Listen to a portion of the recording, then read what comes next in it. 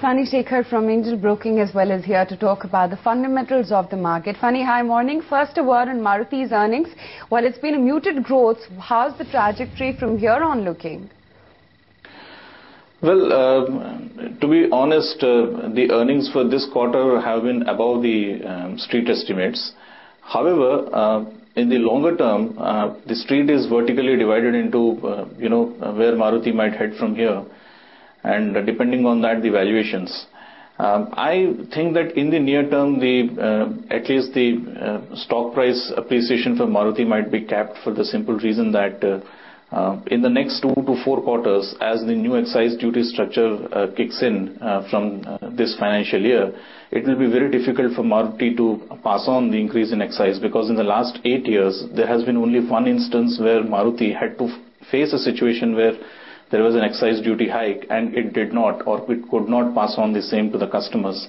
Now in an environment where its market share has dropped to 40%, which is a multi-year low, and it is trying to regain its market share by very aggressive promotions and dealer discounts, it will be a bit aggressive for us to assume that the same excise duty hikes will be passed on. And more importantly, Maruti still has a sizable exposure, yen exposure, because of the amount of imports that it makes. And with the rupee depreciating and expected to be under pressure for the next 6 to 9 months, the pressure on the forex front will also be pretty high. So I think as compared to the estimates of around 96 or 97 rupees EPS for FY13, which were at the beginning of this calendar year, I would prune it down to somewhere between 80 to 84. And purely based on that, I believe the near-term upsides for Maruti might be capped at 1400 or 1425. But it continues to be a good stock to buy on decline. So if it declines to around 1250, 1300 levels, I think investors can get in from a longer-term perspective. Funny, what do you make of numbers from ICICI Bank and Axis Bank? Now, Axis Bank has managed to protect their NIMs and the management commentary was strong. But for ICICI Bank, if I look at the color of the commentary, there are concerns in the near term and there are concerns in the medium term as well. Well, it is. Axis, I believe, was more stronger of the two. Because ICICI Bank's commentary did not inspire a great deal of confidence. But, ICICI Bank, to be honest, is still in a mode where it has to completely show success of its restructuring operations, although it has crossed important milestones. Its net interest margin still continues to be significantly lower than its peers and also lower than many public sector banks. Its return on equity still is around 12-13%, more so because there is a lot of cash lying on its balance sheet which has not yet been deployed, and the kind of assets that it got into in the last 2 to 3 years, mainly on the infrastructure side, are posing concerns in terms of asset quality.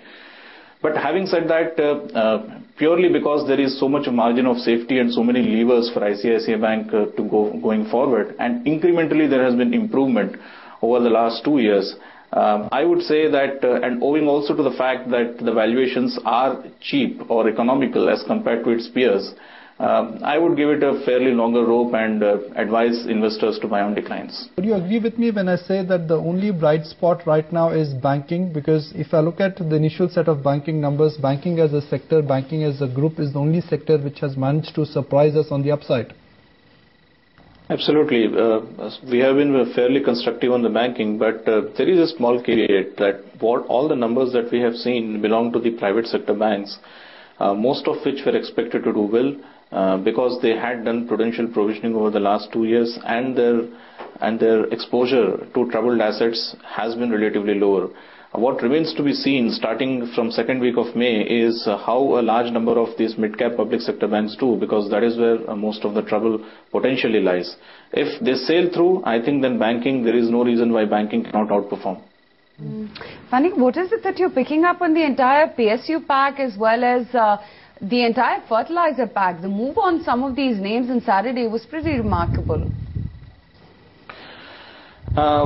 PSU is a very disparate pack, so can't really comment on them as a homogeneous group. But, I'm fairly surprised actually on the movements in the fertilizer pack, because I don't see anything on the horizon that can be potentially positive for them. Of course, there is a small bit of chatter that come June, there might be some increase in fertilizer prices. But considering the way things are going on in Delhi, I think it will be a long shot for us to assume what happens in June. We have to live with what the policy is today and what it promises to be tomorrow.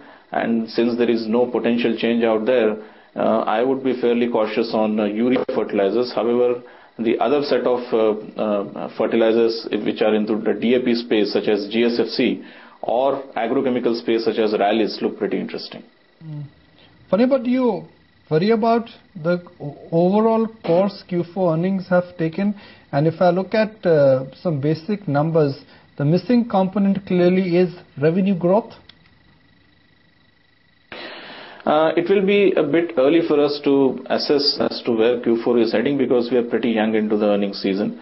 The actual bulk of the numbers will start flowing in from the second half of May. But whatever numbers we have seen, mostly in the large cap space, barring, say, Infosys and to some extent Wipro, which were below street estimates, because Reliance was always expected to be weak, we haven't seen any major negative surprises. Of course, weaker sectors such as real estate or metals lie ahead. But having said that, since the overall expectation of earnings growth is about 10% for this quarter, I don't see any major disappointments during the earnings quarter. What continues to draw interest, as you correctly mentioned, is what will be the revenue growth trajectory, because that has been pretty promising in the last 3 quarters and it has held out hope despite compression in margins. So if there were to be a material impact on revenue growth trajectory, which we will know in the next 1 month, then I think it calls for reassessment. Funny, we've talked about the expectation from Titan, but the other, company from the consumption group which is slated to come out with its numbers is Godrej Consumer. Have you penciled in anything by way of what you could expect in terms of earnings? I do not have any explicit forecast as I speak now, but numbers are going to be, marginally better than the consensus estimates, as it has been for the past so many quarters. But, the performance of the business is not worrying me as far as the consumption basket is concerned. What concerns me is what kind of valuations these stocks are trading at and what happens to investors who get onto these stocks at this point in time. Will they be able to make money over the next 2 to 3 years? Now, that's a question to which I do not have a satisfactory answer. Because we all know what the ills of higher valuation. Somebody who bought Lever at the peak of 2000, 2001 has not made money till 2010-11 in absolute terms. I'm not saying that the valuations are as crazy as they were for Lever, but they are certainly not in the comfort zone, and long-term investors especially have to pencil that in.